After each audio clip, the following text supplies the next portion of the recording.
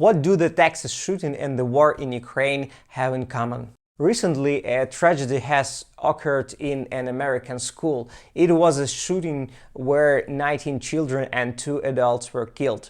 And I want to express my sympathy to all Americans. We Ukrainians understand your pain rather well.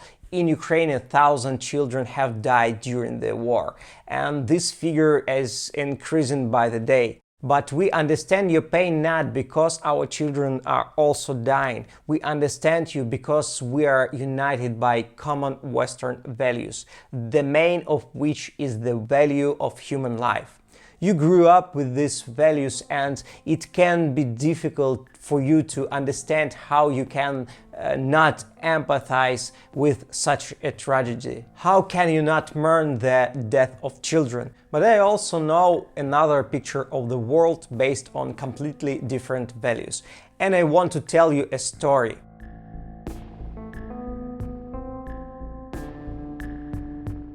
In Russia, military service is compulsory. That is why they have professional soldiers who serve under their contract, and there are also conscripts.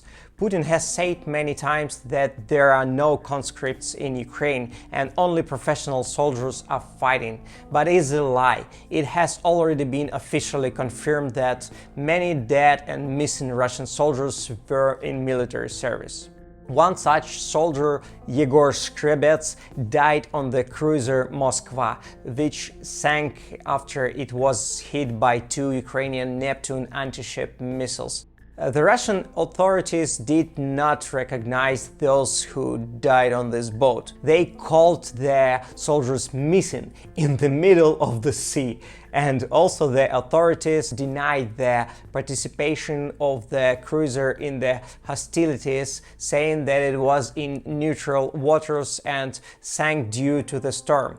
Putin constantly uses such propaganda tactics to hide the number of casualties and not pay compensation to the families of dead soldiers, as he needs to save money for the war.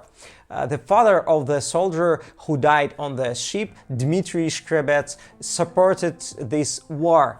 In his social networks, he wrote the following: "There should be no such country as Ukraine," and urged Putin not to stop. And when his son died, he began to write posts criticizing the authorities, called the military leadership scum, and vowed to devote his life to so that the truth wins in the story. A huge number of mass media wrote about this story, and they all published screenshots from Dmitry's social networks. It became a very loud scandal. Why did I tell you this story? The war has been going on for 4 months. According to various estimates, from 10,000 to 30,000 Russian soldiers died in it. And this is so far the only scandal that the parent of the deceased soldier has raised in Russia. Ukrainian journalists constantly publish investigations. They find the social networks of the dead and captured Russians, find the pages of their relatives, and study their posts. Almost all the relatives of the dead soldiers continue to support Putin in this war. It sounds crazy, but they're ready to sacrifice the lives of their own children in order to restore their empire. We are now fighting evil, for which human life is not a value. This is our common war with you. This is Russia's war against Western civilization, Western values. Victory in this war now depends entirely on the readiness of the West to supply us with weapons quickly and in the right quantities. Current deliveries are still scarce, and for every day of delay we pay with our lives. You live in a democratic country.